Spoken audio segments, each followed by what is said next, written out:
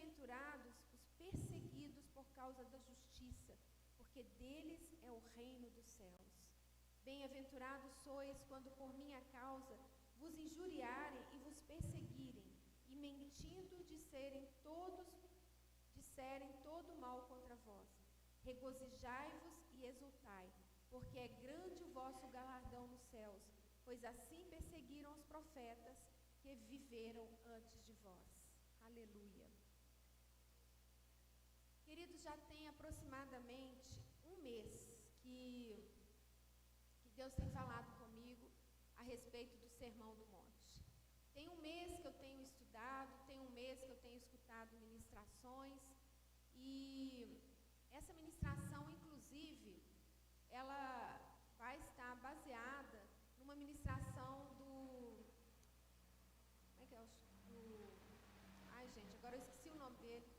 Espera aí que eu vou lembrar o nome dele aqui. Eu vou falar o nome dele. Porque, como eu fiquei ouvindo as ministrações, teve uma que me marcou, do Douglas Gonçalves.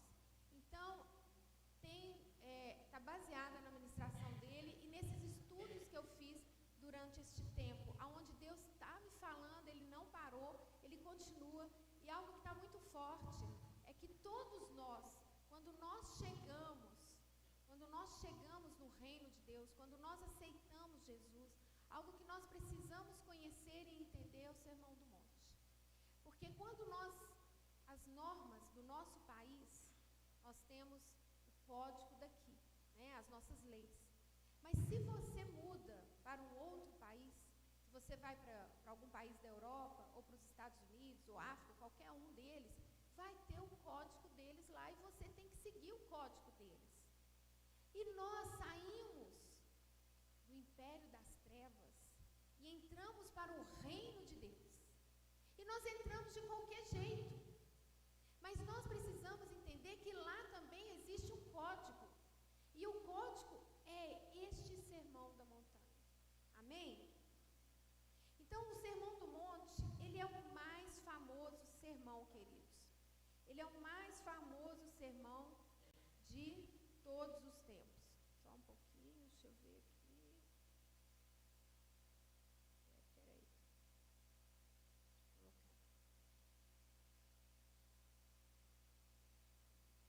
Isso, pronto. Então, ele é o mais famoso porque as frases dele é a que tem sido mais pregada, é a mais conhecida, é o que está mais no coração de centenas e centenas de milhões de pessoas pela terra fora. Então, queridos, será que esse discurso de Jesus Cristo, proferido há mais de 2000 anos atrás, tem alguma coisa a ver conosco nos dias de hoje? Será que ele faz parte, ele pode fazer parte da atualidade da nossa vida hoje? Será? Então, eu queria que nós pensássemos juntos a respeito disso. As pessoas, nos nossos dias, ainda procuram encontrar felicidade? Será que elas procuram isso? Elas ainda precisam de princípios corretos para orientar suas condutas? As pessoas precisam disso ainda? Ainda existem pessoas que querem saber o que Deus requer em matéria de adoração, de uma adoração aceitável ao Senhor? De uma atitude de cristão aceitável ao Senhor? Será que as pessoas ainda estão procurando isso nos nossos dias? Sim, queridos. Os que estão desejosos de informações sobre tais assuntos são hoje mais numerosos do que há muito tempo atrás, do que nunca. São muitas pessoas desejosas de conhecer mais a Deus e de buscar mais se estão agindo corretamente de acordo com a palavra. Visto que o Sermão do Monte trata de tais coisas, ele está tão atualizado no nosso século, século 21, como estava no dia em que ele foi discursado por Jesus. Por isso será muito proveitoso para todos nós nos aprofundarmos, estudarmos neste mês o que Jesus disse nesse famoso sermão. É importante nos entregarmos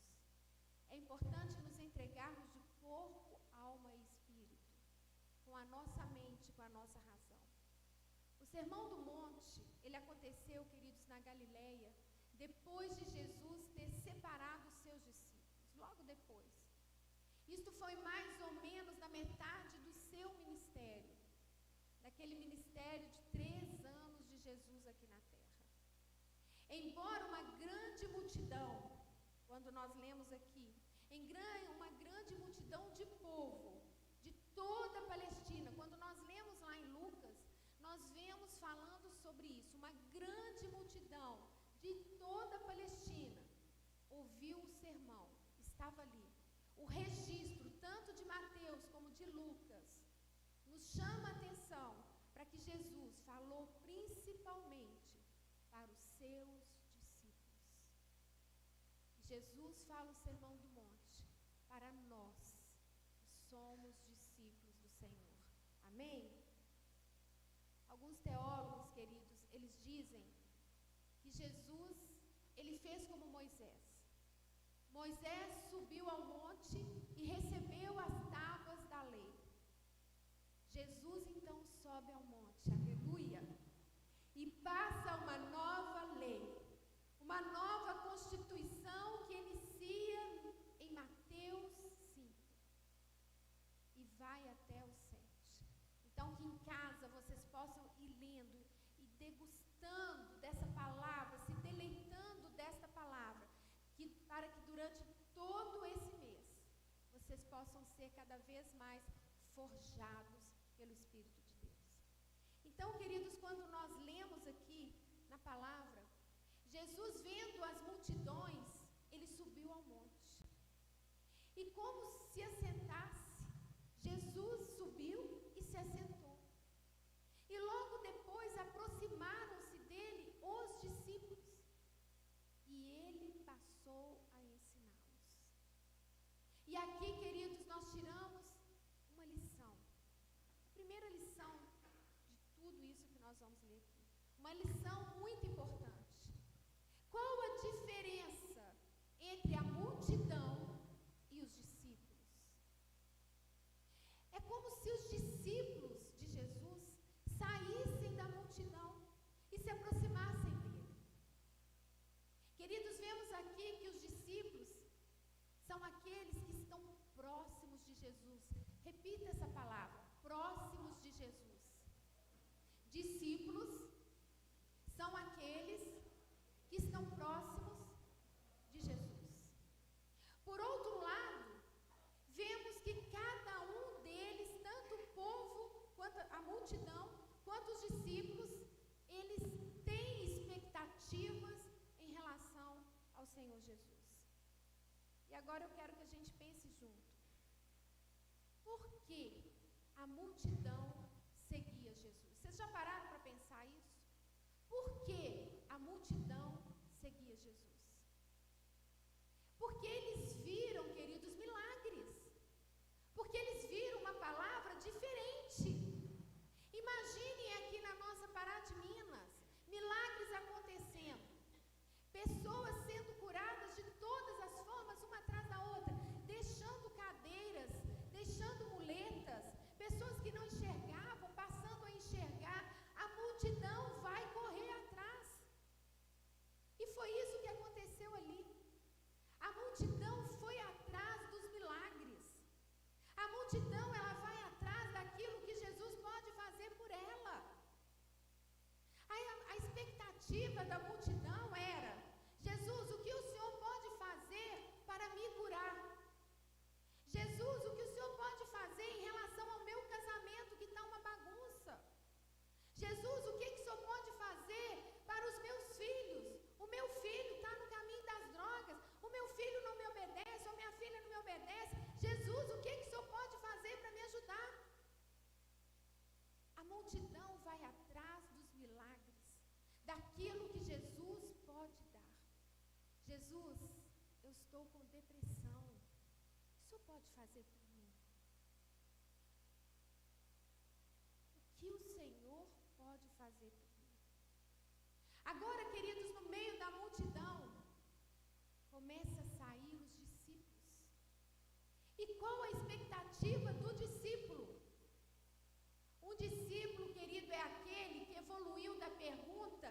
que você pode fazer por mim? Para a pergunta: como eu posso ser igual ao Senhor? Olha a diferença. A multidão, o que o Senhor pode fazer para mim? O que o Senhor pode me dar? O que o Senhor pode me fornecer? O discípulo: como eu posso ser igual ao Senhor? O que eu preciso fazer para ser igual ao Senhor? Ele não está ali, o discípulo,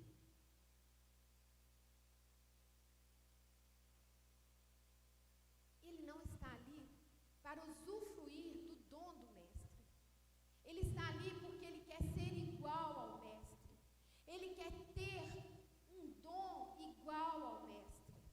Ele não está ali para ser curado, mesmo que seja, porque Deus é Pai misericordioso. Deus conhece todas as nossas necessidades. E Ele mesmo nos ensina a pedir. Mas o coração do discípulo, ele não está ali pelo que Deus pode fazer por ele. Ele está ali porque ele conhece o Deus que ele serve. Ele está ali porque ele quer aprender mais. Ele quer conhecê-lo mais. Ele quer saber quem é Ele. Ele não quer apenas ter experiências de cura, experiências de milagres. Não, Ele quer mais. Ele quer mais. Ele quer ser um instrumento do Senhor. Ele quer, em vez de ser curado somente, Ele quer ser um instrumento para orar pelos enfermos e os enfermos serem curados. Ele quer estar em contato com famílias e chegar lá e levar uma palavra de salvação e restaurar aquela família. Ele quer fazer o que Jesus fez. Ele quer compartilhar a palavra. Ele quer ser igual a Ele. Ele quer aprender com Ele dia a dia. Ele não se conforma em ficar simplesmente acomodado. Ele quer mais, porque Ele quer ser um verdadeiro instrumento do Senhor. Esse é o discípulo. E aqui, queridos, nós temos a boa notícia do Evangelho. Não simplesmente que Jesus vai curar, e Ele vai, mas que Ele pode fazer você ser igual a Ele. E assim você pode orar e curar pessoas no nome dEle. A boa notícia é que Ele não só quer te libertar, mesmo que Ele vá, Ele quer te ensinar a ser como Ele é. A boa notícia é que Ele quer fazer você igual a Ele, pois você terá o mesmo Espírito, o Espírito Santo, o Espírito Santo de Deus. E no nome do nosso Senhor Jesus Cristo, você fará obras maiores do que Ele fez, porque hoje nós temos como alcançar muito mais pessoas, muito mais multidões. Na época de Jesus, Ele curou muitas pessoas, mas no nome dEle você pode curar muito mais, porque existe uma multidão muito maior. Hoje nós temos a internet que alcança pessoas, nós estamos falando aqui, e essa palavra vai ficar para um bom tempo, sei lá quanto tempo, mas vai ficar. E quantas pessoas ouvirem, elas vão ser impactadas, elas serão tocadas e serão curadas e serão salvas. Nós não sabemos aonde essas ministrações podem chegar, em que países, em que lugares. Então, queridos, nós podemos sim fazer obras maiores, porque nós alcançaremos pessoas, mais pessoas do que Jesus pôde alcançar. E Ele via isso, e Ele precisa de discípulos hoje, discípulos que queiram ser como Ele, discípulos que queiram fazer como Ele, que queiram aprender com Ele.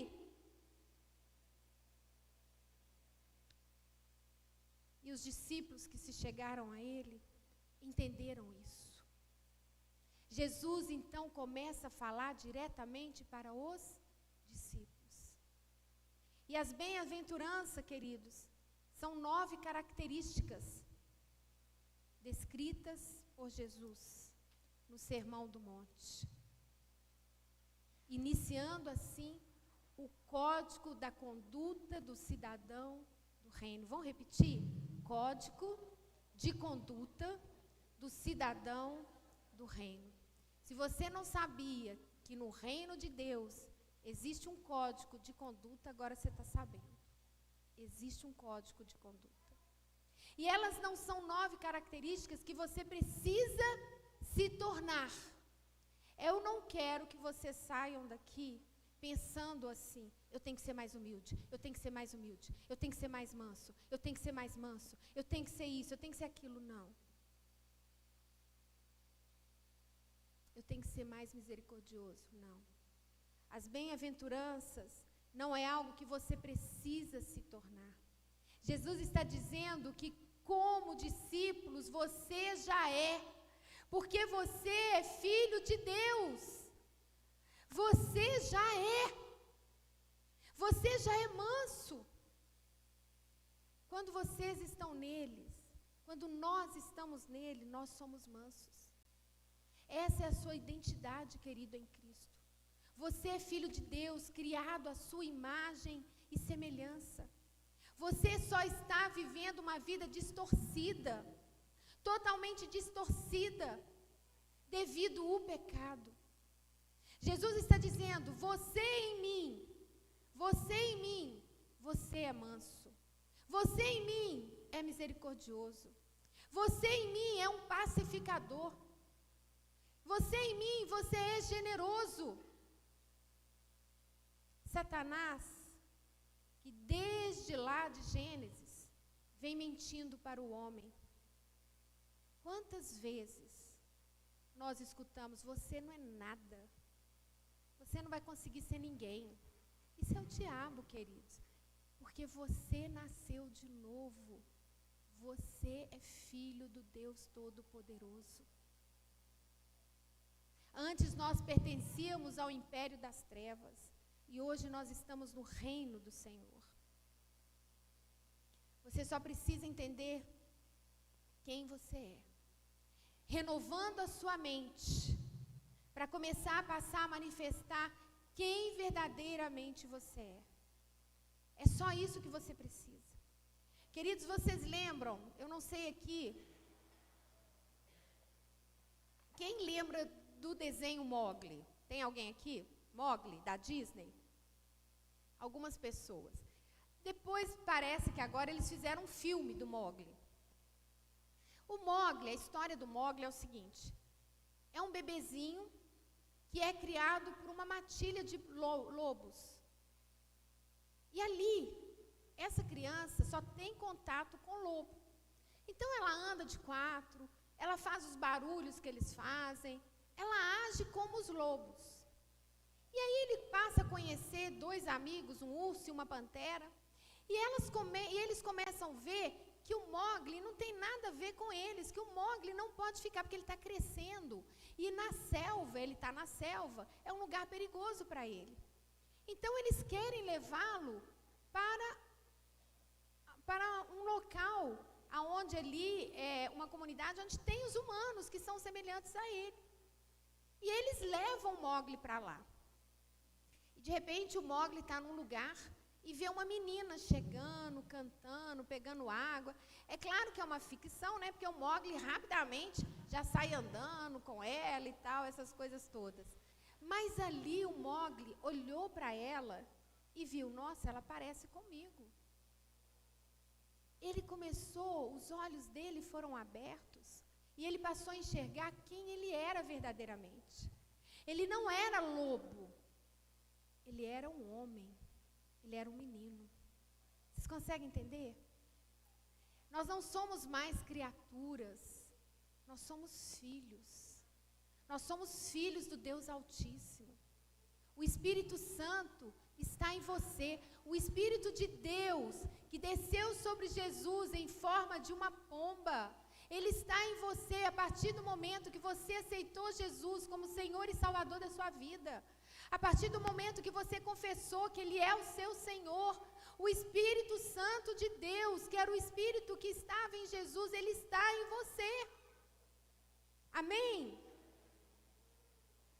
Então, querido, nós precisamos renovar a nossa mente e descobrir quem somos em Cristo para agirmos como Ele. Você não tem que se tornar um filho de Deus. Você é filho de Deus.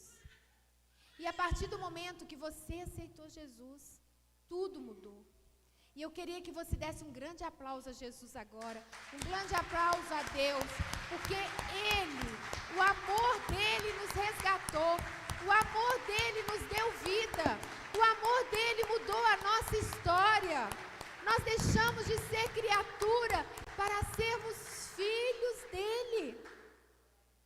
Queridos, desde que você nasceu aqui na terra da sua mãe, foi-lhe apresentada uma vida distorcida, distorcendo quem você é.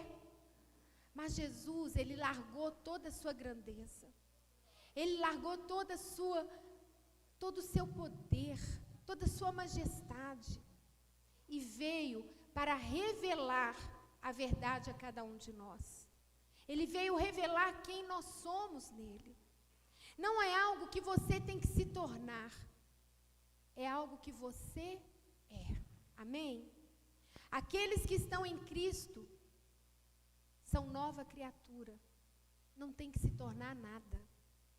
Jesus já fez tudo o que precisava fazer para que você e eu nos tornássemos uma nova criatura. Você agora, querido, só precisa manifestar quem você é. E Jesus aqui está mostrando que somos diferentes. Somos diferentes do mundo. Quando Jesus está aqui com o sermão, Ele está falando, olha, vocês são diferentes da cultura, vocês não têm que viver essa cultura que é vivida pela multidão, por aqueles que estão fora do reino de Deus. Ou seja, que vive no mundo dentro de um sistema satânico, você não precisa mais disso. E Jesus começa dizendo então, bem-aventurados, bem-aventurados. Queridos, bem-aventurados é a mesma coisa que felizes, que bem-sucedidos. Bem-aventurados os pobres de espírito, pois deles é o reino dos céus. Queridos, isso é completamente o inverso do que se prega ali fora no mundo. Você não olha para alguém pobre e diz assim, alguém que está passando necessidade, e fala assim, ei, bem-aventurado. Ninguém fala assim, oi, você está feliz. Ninguém fala isso. Ou você chega para a pessoa que está passando dificuldade, que não tem onde morar, não tem nada, e você chega para ela assim, nossa, como eu gostaria de ser como você, como eu gostaria de estar vivendo isso que você está vivendo. Não é assim, não é verdade?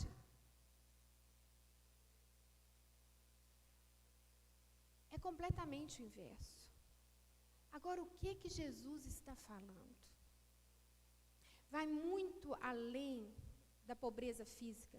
É como o Daniel estava ministrando aqui sobre a mulher, aquela senhora que deu tudo que tinha, né? Às vezes a gente foca só numa coisa, mas é muito além, a palavra é muito mais profunda do que aquilo que muitas vezes nós estamos enxergando na primeira mão, é muito além. Ele não está falando da pobreza física. Esse pobre de espírito, ele está dizendo sobre os filhos que são aqueles que não são nada. Que nada são.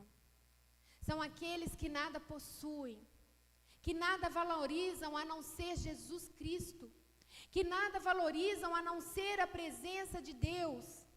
Ele está falando sobre um grupo que encontrou um tesouro valioso, um tesouro maravilhoso. Ele está falando desse grupo. Ele disse, você vai falar de mim em relação a esse mundo. Eu sou completamente pobre. Pobre, nada me satisfaz, a não ser o Senhor Jesus. É isso que ele está falando. Esse grupo de pessoas, eles encontraram um tesouro tão valioso, mas tão valioso, que aqui eles são pobres, aqui na terra eles são pobres. Porque a riqueza deste mundo, roupas, carro, casa, viagens, etc., não é nada comparado a Jesus. Não é nada comparado, nada, queridos, do que nós vemos é comparado à grandeza, ao amor do Senhor Jesus. Eles são filhos de Deus, aonde Mamon não pode, não consegue alcançá-los. Mamon é o Deus da riqueza, é um demônio que atinge as pessoas. Mas ele não pode atingir esses, porque esses discípulos, eles sabem que nada têm, que nada são, e que tudo vem do Senhor. Queridos, quando eu era recém-casada com o Kennedy, mesmo como namorada, a gente tinha amigos, um grupo que a gente sempre saía juntos. Eu gostava muito, aprendi com meu pai sempre me levava em Ouro Preto, e eu era apaixonada com a cidade histórica. Então, eu ia em Sabará, Ouro Preto, Diamantina, Congonhas, Tiradentes, e eu me apaixonava com as construções, com aquelas ruas, aquelas vielas, e assim, eu ficava apaixonada com a história.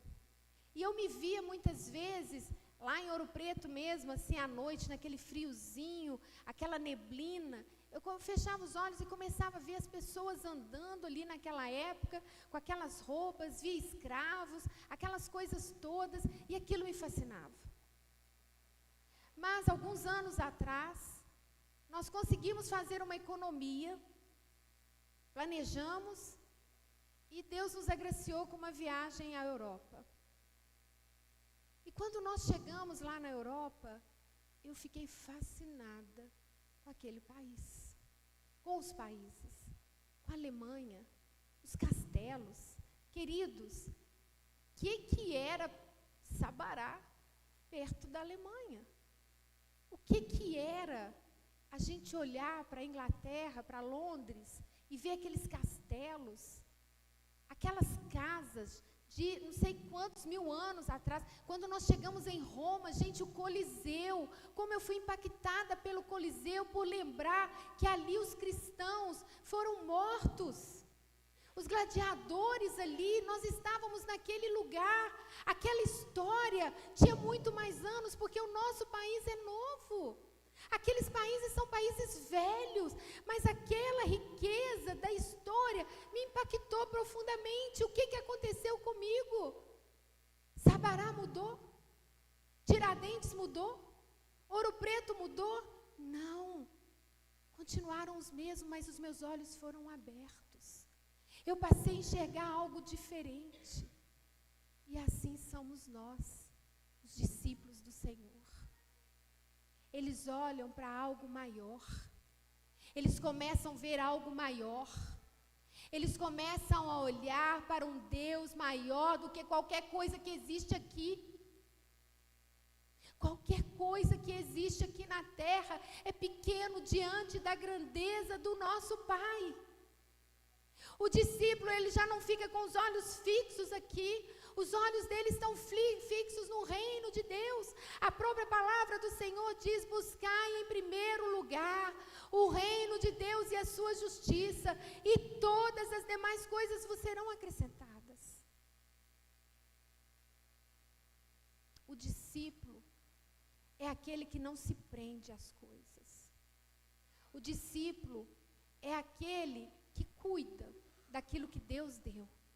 Mas ele não é apegado, ele não é preso. Porque ele sabe que maior é o Deus que ele serve. Ele sabe que a riqueza maior é a de Jesus. Esse é o discípulo. Quando nós nos convertemos, os nossos olhos são abertos. E nós passamos a enxergar diferente. Nós não enxergamos do mesmo jeito que enxergávamos antes. Nós passamos a ver coisas que nós não víamos antes. Nós começamos a dar valor a coisas que nós não valorizávamos antes. Então, queridos, assim nós podemos entender o apóstolo Paulo, quando ele diz lá em Filipenses 3:7, considero tudo como perda, depois que eu olhei para ele. Considero tudo perda, depois que eu olhei para ele. Sabe, queridos, não tem mais imagem no computador de mulher nua que satisfaça, porque você viu aquele que é mais belo que todas as coisas. Não tem mais, queridos, pornografia. Não tem mais dinheiro aonde você se vende. Não tem mais falcatruas, porque os seus olhos estão naquele que é mais belo. Não tem dinheiro que compre nada. A sua dignidade, que não te corrompe. Não tem. Você encontrou o dono do ouro e da prata. E que se despiu de toda a sua glória, de toda a sua riqueza. Estes, queridos, são os pobres em espíritos. Aqueles que entenderam que nada tem, porque na verdade tem tudo, tem Jesus. E Jesus continua falando, bem-aventurados, bem-aventurados, em algumas versões dizem assim, felizes, né? Em vez de bem-aventurados, algumas versões felizes, são aqueles que choram. Bem-aventurados os que choram, porque serão consolados. Ele está dizendo que bem-aventurados são aqueles que recusam a rir daquilo que faz Deus chorar. É disso que ele está falando. Felizes os que choram pelo que Deus chora. Bem-aventurados são aqueles que sentem a dor do mundo. Esses filhos de Deus são aqueles que tiveram os olhos abertos. Eles sabem sobre a eternidade. Eles sabem sobre a salvação e sobre a condenação. E quando você tem os seus olhos abertos e passa a chorar, você passa a chorar porque muito do que as pessoas, você olha para as pessoas, você vê as pessoas se alegrando, mas você sabe o caminho para onde elas estão indo. Esses são os que choram dia e noite por aquelas pessoas que elas sabem que estão se perdendo, porque não tem meio, não tem como você ficar no meio do muro. Ou você está com Jesus ou você está com Satanás. É simples assim. E nós temos os nossos olhos abertos. Nós sabemos que o caminho que leva à perdição é largo. E muitos estão indo. Quantos da nossa família estão indo e nós estamos rindo? E nós estamos concordando com isso. Mas os discípulos são aqueles que choram, porque Deus chora. Deus chora quando vê aqueles que Ele criou indo para o caminho da perdição. E eu creio, isso sou eu, queridos, não está na Bíblia. Eu creio que Ele ainda chora mais ainda quando Ele olha para um filho dele, que se diz discípulo, e vê o seu irmão do lado, ou seja, às vezes seu pai, seu irmão, seu tio, seu vizinho, quando vê ele se perdendo e você não fala nada. Porque a salvação é uma escolha. É como o jovem rico. Jesus pregou para ele. E ele falou, olha, eu faço tudo. Tudo eu tenho seguido direitinho. Mas Jesus foi direto. Aonde estava o coração dele? Ele adorava Mamon. E Jesus falou, olha, só basta uma coisa, larga esse Deus da riqueza e segue-me. Ele simplesmente abaixou a cabeça e foi embora. Jesus ficou triste, mas ele não pôde ir atrás dele, porque a escolha. Agora, nós precisamos falar. Aquilo que nós vemos errado, nós não podemos calar e ficar rindo, achando que está tudo bem. O discípulo é aquele que chora com Deus. Aquilo que magoa o coração de Deus tem que magoar o nosso coração também, porque o Espírito dele habita em nós. Como é que nós vamos concordar e achar graça? E muitas vezes nós estamos achando graça. Muitas vezes nós estamos compactuando, porque não é fácil dizer, olha, o que você está fazendo é errado. O que você está fazendo não está de acordo com a palavra.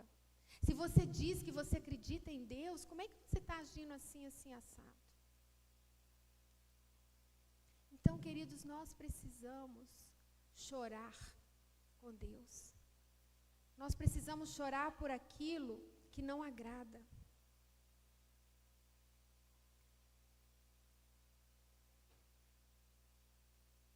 Queridos, nós vemos os nossos olhos abertos, e nem sempre ter os olhos abertos traz alegria. A maioria das vezes, e muitas vezes, vai trazer tristeza, vai trazer choro. Ter os olhos abertos é como para nós que... eu estou sem óculos aqui, mas eu preciso de óculos.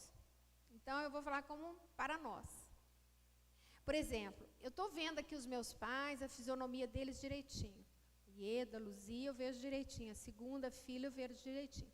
Já ali, aonde está o Daniel, a Rafa, o Charles, ali, essa outra fila ali, eu já vejo um pouco embaçado. Eu não vejo os olhos, lá, não vejo meio embaçado. Então, vai passando para trás ali da Meire e do Tiago, gente, eu já só vejo os rostinhos assim, sem nada. Lá atrás, então, só vejo sombrinha, só o rosto assim, ó, sem olho, sem boca, um borrão. Ali atrás só vejo o borrão, os diáconos ali, o pessoal que está lá. Não, e o pessoal que está lá na mesa? Só as cabecinhas, branco e preto, mais nada. É assim que eu enxergo.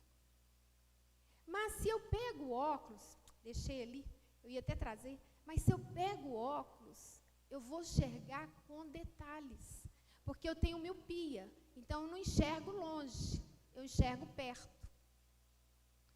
Então, se eu colocar o óculos, eu vou ver lá atrás tudo direitinho.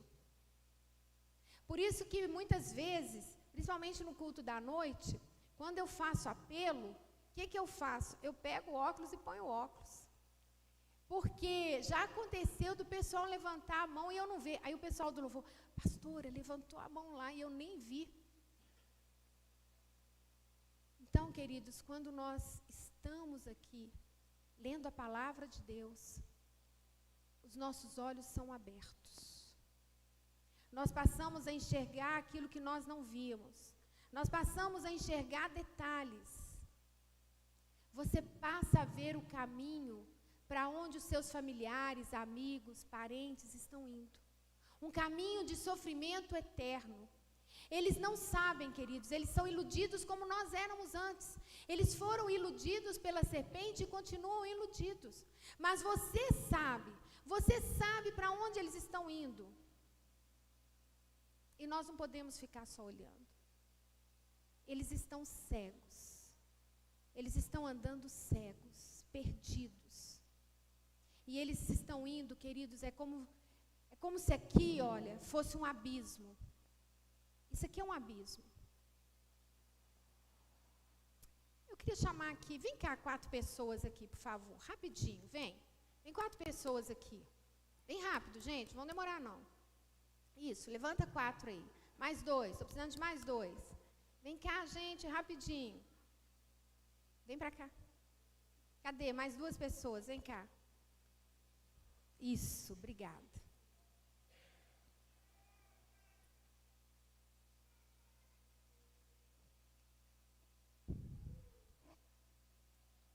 Quero que vocês façam uma fila aqui assim, ó. Não, fica aqui atrás, pode ficar aqui na frente, fica aqui atrás dele, e Edu fica aqui atrás. Vem cá um pouquinho para frente. Agora fechem os olhos você, vai tirar o óculos. Todos fechem os olhos. Anda para frente. De olho fechado, anda para frente. Não, peraí. Não é encostando, não. peraí, fica vocês tudo parado. É só ela que vai andar primeiro. Vai andando para frente. Vai andando para frente. Vai andando. Você não sabe, amor. Você não sabe. Pode andar. Anda. E aí? Sabe o que acontece? É como se vocês estivessem vendo isso aqui. Calados. E aqui é um abismo. Fica aqui. Pode vir o outro. Vai andando. Pode ir. Pode andar. Vai andando. Vai andando. Pronto. Tá vendo? Vem para cá vocês. Pode vir. Para aqui. Pode vir andando. Pode vir. Tá vendo? Eles estão com medo porque eles viram. Mas as pessoas andam sem medo. É isso que acontece. É isso que está acontecendo com todo mundo que está lá fora. É isso que está acontecendo com os seus familiares. Pode andar. Você abriu o olho, né? Ficou com medo. Queridos, aqui nem é um abismo. Aqui nem é um abismo e ele está com medo. Todos ficaram com medo. Vem para cá. Fica de olhinho fechado, não abre não. Agora é você, Iedo. Vamos lá, Iedo. Vai andando, Iedo. Pode andar, Iedo. Olha como é que... Olha o medo, gente. Olha o medo. Pode ir, Iedo. Pode ir, Iedo. Pode ir, Iedo. Pode ir, Iedo. Para. Vem cá. Vem cá. Vem você aqui, Maiara. Gente, pode abrir os olhos e fiquem aí. Olha só. Eu estava aqui guiando vocês. E mesmo assim... Então, queridos, e o medo de uma altura pequena, né? Obrigada. Vamos aplaudir a Deus pela vida deles?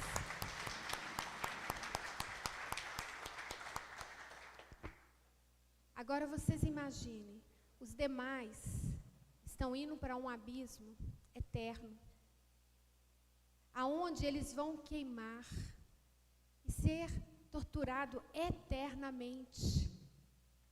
E o que você está fazendo como discípulo? Nós precisamos orar, nós precisamos clamar e nós precisamos falar. Nós não podemos ficar de braços cruzados. Vocês viram o testemunho do pastor Tiago? Quem estava aqui no dia que o pastor Tiago ministrou à noite? Quem estava? O pastor Tiago contou que um amigo dele, pastor, estava aprendendo o espanhol. E ele estava não sei que tipo de... Se era um ônibus, não me lembro agora, se era um metrô, não lembro o que era. Acho que era um ônibus. O metrô? Então, e ali, do lado dele, sentado à janela, tinha... Eu acho que não é metrô não, porque metrô fica de janela fechada, né? Então, era alguma coisa que tinha janela aberta que ele estava, trem, sei lá o quê. E ali Deus começou, o Espírito Santo falou com ele assim, olha, fala de mim para esse rapaz. E ele começou, mas eu não sei falar o espanhol direito, eu estou aprendendo agora. Fala de mim para esse rapaz. Fala da salvação para esse rapaz. Ele ouviu a voz 3 vezes e 3 vezes ele negou. E quando ele olhou, o rapaz simplesmente pulou da janela. E ele tem isso no coração dele, né? Passou, daí em diante ele nunca mais deixou de falar do Senhor, de obedecer à voz de Deus. Queridos, nós não sabemos, esse rapaz suicidou, mas nós não sabemos o dia da morte de ninguém. Às vezes você está com uma pessoa do seu lado, mas está sendo a hora dela, e você não falou. O pastor Kennedy lá no hospital, nós ouvimos um testemunho tremendo outro dia, que havia uma paciente dele, onde a filha e o genro eram cristãos. Mas a mãe, ela não se convertia ao Senhor. E aí o pastor Kennedy, atendendo, orou com ela fez a oração, aceitando Jesus ali. E no dia seguinte, quando a filha e o genro foram lá, ela contou, ela compartilhou: hoje eu entreguei minha vida para Jesus. O pastor Kennedy, o doutor Kennedy, né, esteve aqui, ele falou, ele orou comigo, e aí os olhos dela foram abertos. 2 dias depois, 2 ou alguns dias depois, ela veio a falecer. E aí, esse genro não conhecia o Kennedy. Ele ouvia falar do Kennedy, mas ele não conhecia. E aí, nós tivemos um encontro em algum lugar, e eles estavam. E aí, ele deu esse testemunho não só para nós, mas para todas as pessoas que estavam lá. Então, queridos, como é importante, você não sabe. Às vezes você vai falar para uma pessoa aqui e ela vai converter lá na frente. Você não sabe. Então, queridos, seja aquele que chora. E hoje, queridos, nós vamos parar aqui. Nós vamos parar porque nós temos a ceia. E eu quero então chamar o pessoal da ceia, eu quero chamar o pessoal do louvor. E eu quero que hoje vocês possam guardar então a primeira coisa, que existe multidão e... Vamos lá? Existe multidão e discípulos. Isso. Multidão quer os milagres. Os discípulos querem ser como Jesus. Isso. E a reflexão para nós: nós temos sido multidão ou nós temos sido discípulos? Qual que é a boa notícia do Evangelho? Que Jesus quer nos fazer como Ele. Ele quer nos preparar para sermos como Ele. Ele quer nos ensinar para que possamos ser como Ele. Amém? E que o mesmo Espírito dele habita em nós. O terceiro, que existem aqui 9 características. E essas 9 características não é para a gente querer ser, porque nós já somos. Nós só temos que deixar manifestar, amém? E o outro ponto aqui, que felizes são aqueles que têm os olhos no reino. São aqueles que entenderam que nada tem, mas que tudo tem no Senhor. Felizes os que choram, porque serão consolados. São aqueles que pagam preço de oração pelos irmãos que estão sendo perseguidos, que não se esquecem dos irmãos. São aqueles que oram por Jerusalém, para que haja paz em Jerusalém. São aqueles que oram por aqueles que estão se perdendo, pelo caos que o mundo está se tornando. Felizes são os que choram, porque serão consolados. Querido, se você é um discípulo, é só deixar florescer em você essas 2 características que nós começamos hoje. Foca nela e agradeça a Deus, porque você é um discípulo do Senhor. Nós fazemos parte, nós somos cidadão do reino. Amém?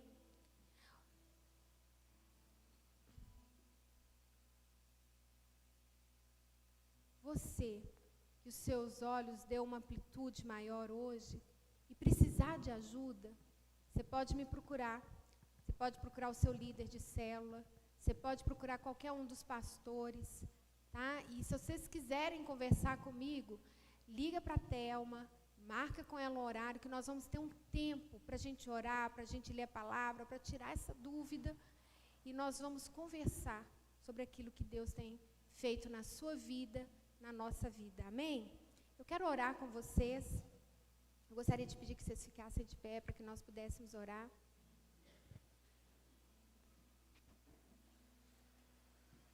Pai, eu quero colocar os seus filhos que ouviram essa palavra aqui agora, que eles sejam tocados e impactados pela Tua palavra, porque essa palavra não é minha, essa palavra é do Senhor.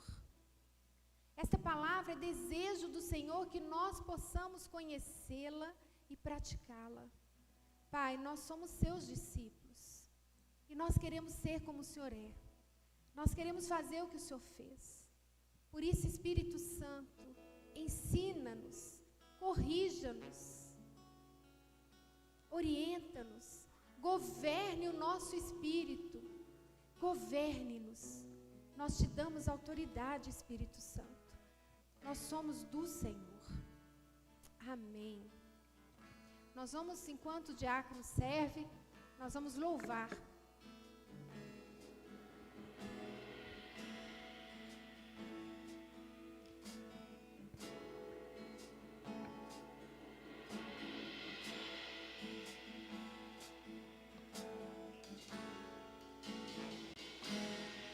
Teu sangue leva-me além, todas as alturas, onde ouço a tua voz, fala de tua justiça pela minha vida.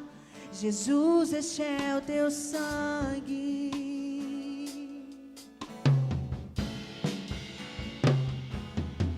Tua cruz mostra a tua graça, fala do amor do Pai, que prepara para nós o caminho para Ele, onde posso me achegar somente pelo sangue.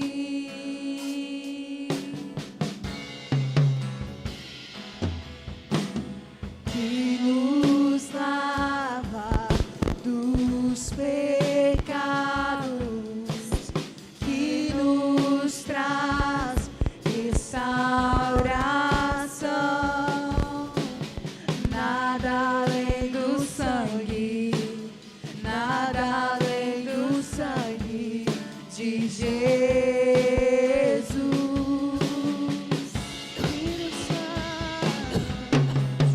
Que nos faz brancos como a neve, aceitos como amigos de Deus. Nada além do sangue, nada além do sangue de Jesus.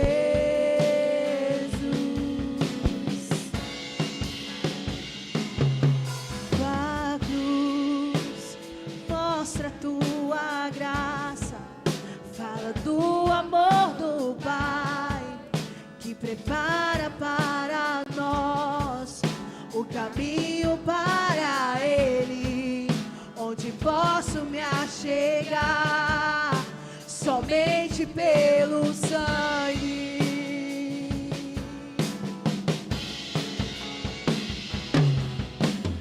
Que nos lava dos pecados, que nos traz restauração.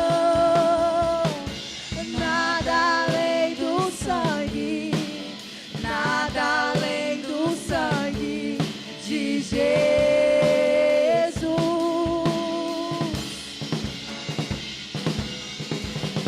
Que nos faz brancos como a neve, aceitos como amigos de Deus.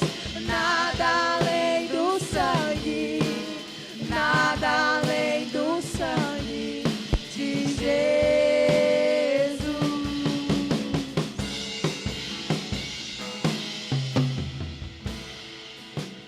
Lá em João 6, 53, 58 diz: Jesus, pois, lhes disse: na verdade vos digo,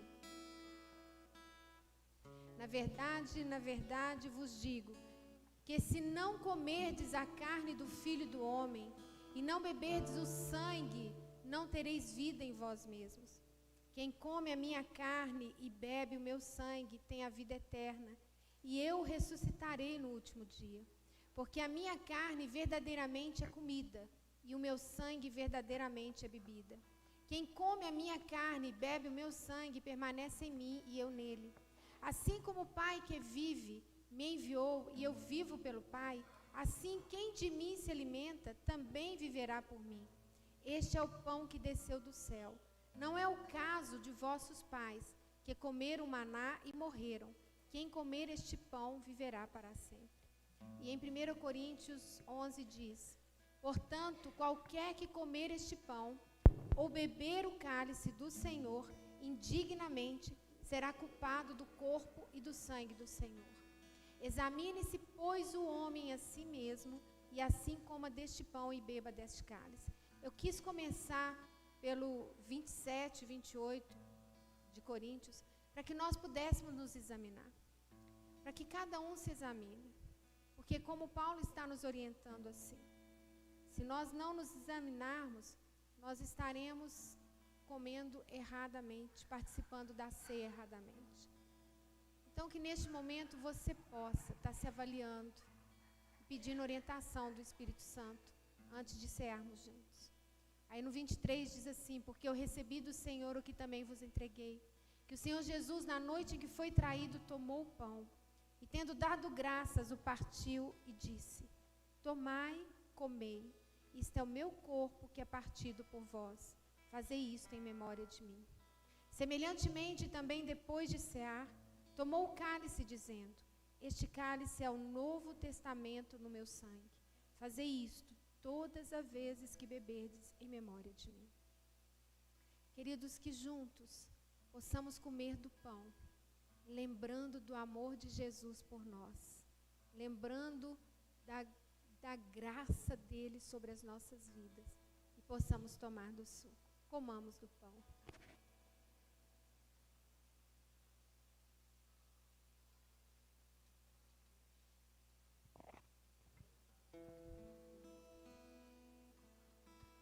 Eu sou livre.